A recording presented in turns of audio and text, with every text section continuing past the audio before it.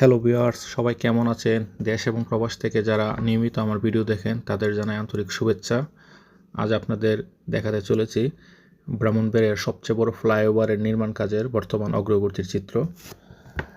পুনিয়াট মোড়ের এখান থেকে রেল ক্রসিং পার হয়ে ব্রাহ্মণবাড়িয়া ২ নম্বর গ্যাসফিল্ড পর্যন্ত পুরো ৪ কিলোমিটার অংশের ভিডিওর সম্পূর্ণ অংশ একটানা আপনাদের দেখাচ্ছি।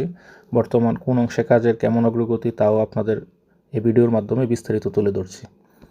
এখন যে ফ্লাইওভারটি দেখতে পাচ্ছেন এটাই ব্রাহ্মণবাড়িয়ার সবচেয়ে বড় ফ্লাইওভার। ব্রাহ্মণবাড়িয়া 6 লেন প্রকল্পে এই ফ্লাইওভারটি 4 লেনের, এর মাধ্যমে দূর দূরান্তের গাড়িগুলো এই ফ্লাইওভার দিয়ে চলাচল করবে আর লোকাল লেনের গাড়িগুলো নিচ দিয়ে চলাচল করবে। তো বর্তমানে ফ্লাইওভারের কাজ চলমান থাকায় নিচের রাস্তার বেহাল অবস্থা। এই রাস্তায় চলাচলকারীরা প্রতিনিয়ত উন্নয়ন ভোগান্তির শিকার হচ্ছে। প্রচণ্ড ধুলাবালি এবং খানাখন্দ থাকায় চলাচলে প্রায় অ্যাক্সিডেন্ট, যানজট সমস্যার সম্মুখীন হচ্ছে। এখন যে আপনারা যে এ পাশে টাউন খালের উপরে নির্মিত ব্রিজটি দেখতে পাচ্ছেন, এটি সদ্য নির্মাণ কাজ সমাপ্ত হয়েছে এবং দুই পাশের ওঠানামার জন্য রাস্তাটিও বালি দিয়ে ভরাট করে কমপ্লিট হয়েছে, তবে এখনও যান চলাচলের জন্য উন্মুক্ত করে নাই। সামনেই দেখতে পাচ্ছি এটা হচ্ছে মধ্য রাস্তার মোড়। এখানে এখন পর্যন্ত ফ্লাইওভারের গার্ডারের কাজ সম্পূর্ণ হয়েছে। রেল ক্রসিংয়ের পাশে এখনও কাজ অনেকটাই বাকি রয়েছে। এক পাশের পিলারের কাজ হলেও অপর পাশের পিলারের কাজ মাত্র ধরা হয়েছে। এছাড়া মোটামুটি পুরোটা ফ্লাইওভারই দৃশ্যমান হয়েছে। এখন আমরা দেখতে পাচ্ছি ফুলবাড়িয়া মোড়ের অংশটুকুতেও গার্ডারের উপরে ডালার কাজ সম্পন্ন হচ্ছে। আস্তে আস্তে আমরা সামনের দিকে যাচ্ছি।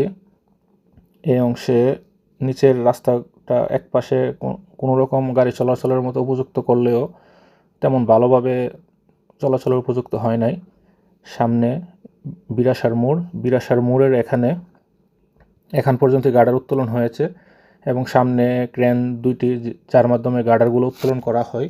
এই ক্রেনগুলো এখন অলসভাবে পড়ে আছে ঈদের বন্ধের কারণে, হয়তো যেহেতু এখন ঈদ শেষ হয়েছে এখন হয়তো আবার পুনরায় কাজ শুরু হবে। এই অংশে অনেক শ্রমিকই দেখতে পাচ্ছি গার্ডারের উপরে ডালাইয়ের কাজের জন্য দিনরাত কাজ করে চলেছে। তবে ইন্ডিয়ান এই ঠিকাদারি প্রতিষ্ঠানের এত দীর্ঘতি কাজ মনে হয় না বাংলাদেশে আর কোনো জায়গায় হয়েছে।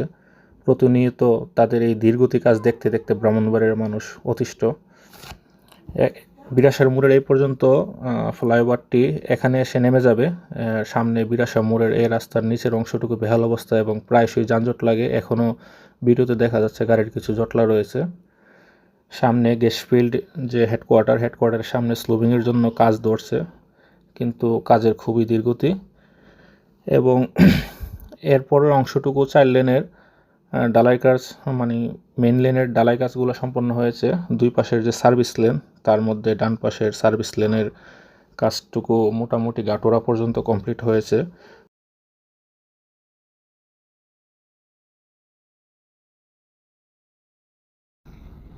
এখন বিরাসার মোড় পার হয়ে ব্রাহ্মণবাড়িয়া গ্যাসফিল্ডের যে হেডকোয়ার্টার এটা পার হয়ে পীরবাড়ি মোড়ের দিকে আগাচ্ছি।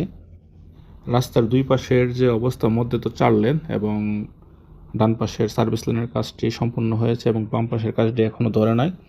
তবে দুই পাশে বক্স ড্রেনের কাজ একেবারে গাটোরা পর্যন্ত কমপ্লিট হয়েছে এবং বক্স ড্রেন দুই পাশে হওয়াতে নাগরিক সুবিধার জন্য আসলে অন্তত ভালো হয়েছে দুই পাশের বক্স ড্রেনের কাজটা সম্পন্ন হওয়াতে। এখন পীরবাড়ি মোড়, এই যে পীরবাড়ির মোড়ের পাশে একটু ছোটোখাটো বাজার আছে, এই বাজারের কারণে এখানে যানবাহন একটু ধীরগতি হয়ে যায়। তবে পীরবাড়ির মোড়ের মতো এরকম জনবহুল জায়গাগুলোতে ওভারব্রিজ বা ছোটো আন্ডারপাস দিলে ভালো হয়, কারণ ডান পাশের গাড়ি বাম পাশে, বাম পাশের গাড়ি ডান পাশে চলাচল করে, দুই পাশেই লোকাল রাস্তা আছে। তবে এক্ষেত্রে কর্তৃপক্ষ কী সিদ্ধান্ত নেবে সেটা জানতে পারি নাই। তবে মানুষের চলাচলের সুবিধার্থে আপাতত ওভারব্রিজ হলেও করা প্রয়োজন, কারণ যেহেতু এখন 6 লেন হচ্ছে এবং 6 লেন যখন মোটামুটি কমপ্লিট হয়ে যাবে তখন গাড়ির স্পিড স্বাভাবিকভাবে একটু বেশি থাকবে, তখন কিন্তু মানুষ রাস্তা পারাপারের ক্ষেত্রে মারাত্মক অসুবিধা হবে। আর যদি ওভারব্রিজ না থাকে তাহলে কিন্তু অ্যাক্সিডেন্টের সংখ্যাটা বেড়ে যাবে।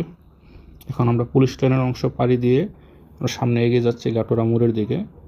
দেখতে পাচ্ছেন পুরো রাস্তাটাই খুব সুন্দর, উপর থেকে দেখতে খুবই ভালো লাগতেছে এবং গাড়িগুলো নির্বিঘ্নে চলাচল করতেছে।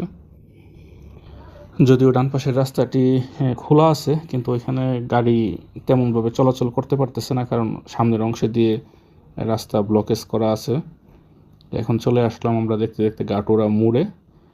গাটোরা মোড়ের এখান থেকে ডান পাশের একটি রাস্তা কিন্তু ব্রাহ্মণবাড়িয়া শহরের দিকে চলে গেছে, কিন্তু এ পাশে 3 রাস্তার মোড় হওয়া সত্ত্বেও এখানে রাস্তার কি পরিকল্পনা বা কিভাবে তারা এখানে ইন্টারচেঞ্জটা করবে সেটা আমি বুঝতে পারতেছি না। আপনারা কেউ জেনে থাকলে অবশ্যই কমেন্টে জানাবেন। সামনে একটা আমাদের অকটেন পাম্প, এর সামনে হচ্ছে গাটোরা মধ্য রাস্তা। গাটোরা মধ্য রাস্তা পর্যন্ত বাম পাশের যে রাস্তাটা এ পর্যন্ত এসে সমাপ্ত হয়ে গেছে 4 লেনের অংশটা, আর বাম পাশের এই